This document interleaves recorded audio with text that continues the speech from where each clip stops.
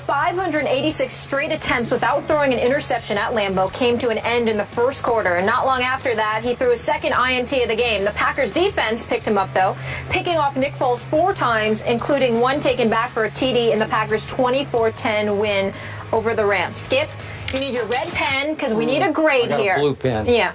Play teacher for us. Yes. Grade Aaron Rodgers' performance yesterday. Stephen A., you have trained me over the years to set my bar extraordinarily high for your bad man that is Aaron Rodgers. By far, according to you, the best quarterback in all the world. In all the land.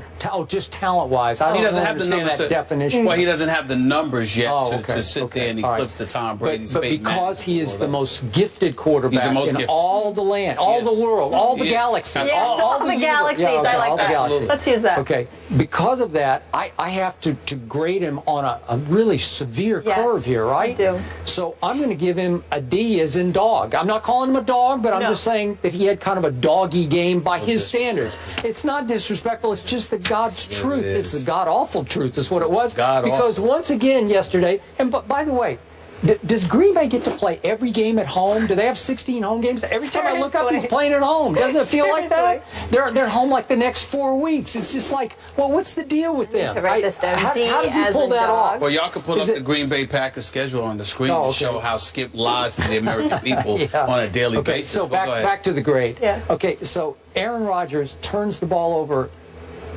not once, twice. He turned the ball over 3 times. Yeah. Obviously, he had a remarkable, all-time astonishing streak of going without interceptions at home. And he got a little bit of a bad break on a tip ball that turned into interception number 1. But then he threw interception number 2. And then, I don't know if we have this video handy, but he actually threw interception number 3 right into the breadbasket of Nick Fairley. Can we see this? And hits him right in the stomach. And, of course, what? Well, oh, it's right in your stomach. Oh, you could have run with it. Of course, Nick Fairley weighs 300 pounds, and he doesn't catch many footballs, and Aaron Rodgers threw it a little bit, put too much mustard on it, and poor Nick Fairley couldn't hang on to what should have been interception number 3.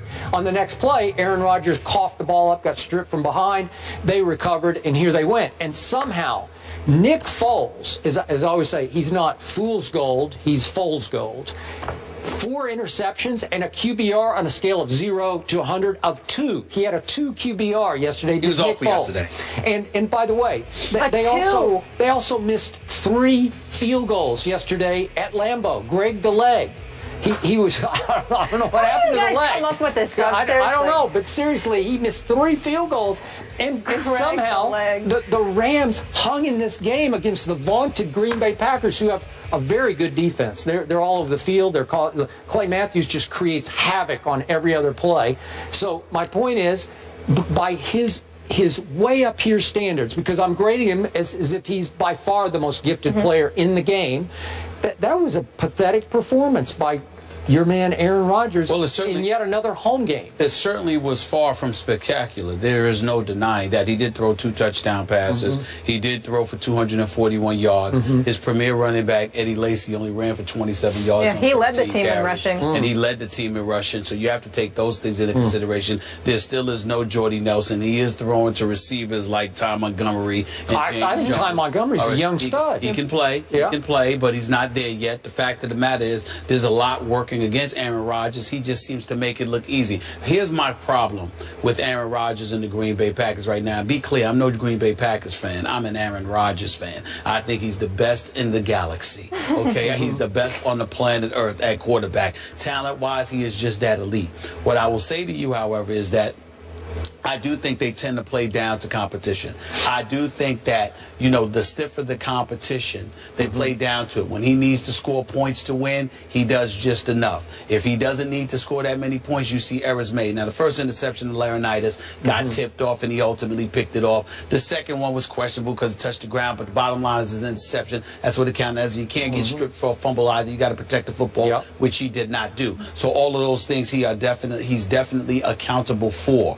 But in the end, the reason why it was an awful performance is because we're talking about Aaron Rodgers. We're not talking, if this was a Jay Cutler performance, he deserves an A, because we ain't used to seeing that from him. But because it's Aaron Rodgers, it would be a D performance, because you're going to give him a D? Yes, I am. Wait, Stephen A. Smith just said Aaron Rodgers gets a D? Yes, I am. D as in dog. Yes, I am. No, not a D as in dog, just a D. You need to read the positive dog. Just a D, just a D, because I expect more from the greatest quarterback in the NFL right now, in Aaron Rodgers. Wow. And Groundbreaking. he came up significantly short. Let me tell you who will get an A grade from me. Credit to you. This dude, Todd Gurley, I knew looks it, though. special. Yeah. He looks special. Now, again, I knew he was special coming out of Georgia. My question about him is still a question. I know. His durability. I never once questioned the great abilities of Todd Gurley. What I question is his durability, and speaking of that, my heart goes out to Nick Chubb. That was a nasty, that was a nasty, ugly It sounded knee like injury. it wasn't quite as bad as it could have been. They're saying it's pretty. He's out for the year. I can tell you that much. And that looks bad. It seems to happen to these guys at Georgia recently. I wish him nothing but the best. But Gurley, I'm just hoping that he can stay healthy, because if he can stay healthy, Fisher's doing some good things in St. Louis, although it appears that Nick Foles is regressing. You're exactly right. But Todd Gurley is rising. And again, God bless him. If he can stay healthy, because he's going to take a lot of punishment, because that's how he does it. But even yesterday, he carried 30 times for 159 yards, and in the second half, because I must admit I was rooting for the Rams against his bad man, I was saying just give it to him again and again and again, because it looked like Green Bay was getting worn down against Gurley, like they were getting tired of trying to tackle him, and he was turning 1 yard into 3 yards and 3 yards into 5 yards. And not only that, they were applying so much pressure to Nick Foles. They were. I mean, you know, 2 of the interceptions he threw was inside their 10-yard line, if I remember correctly. So I'm just looking at it from the perspective that, you know, there's no excuse not to give Gurley the ball, because he's showing you that it'll pay dividends, where your quarterback is showing the complete opposite. Right. So back to our Seattle discussion. Now we see what Arizona is, and we see what the Rams are, who especially play well against the teams in the division, as we've seen what they've already done to Arizona and Seattle. So this division is starting to tighten up, right? It's going to be a battle. Absolutely. No question. You know what other team is tightening up? The Chicago Bears. Jay Cutler rallying. Cuddy. Cuddy to victory. So Stephen A. ready to apologize to Cutler? That was the game of the day yesterday. Find out after the break.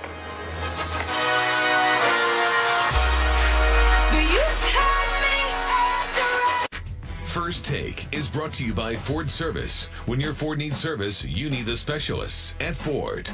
And Geico. 15 minutes could save you 15% or more on car insurance.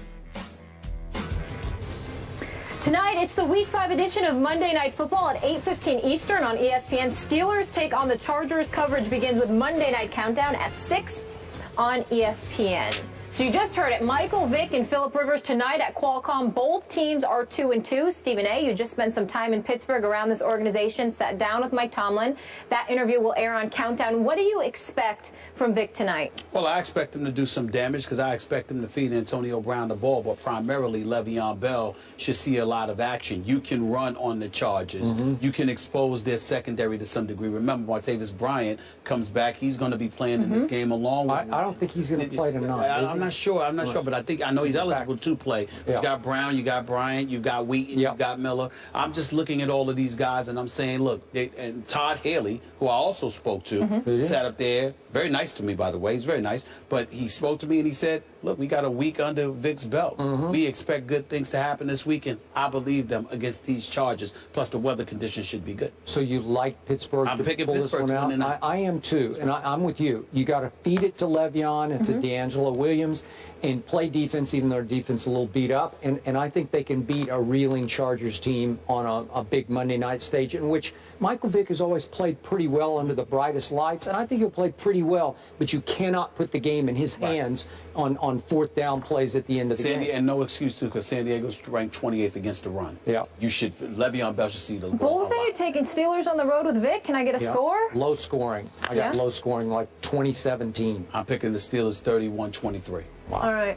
A lot of points. Good stuff today, guys. We got a lot that was left on the cutting room floor, though, to get into tomorrow. College room. football. It's the cutting room. The cutting room. Yeah. See you guys tomorrow.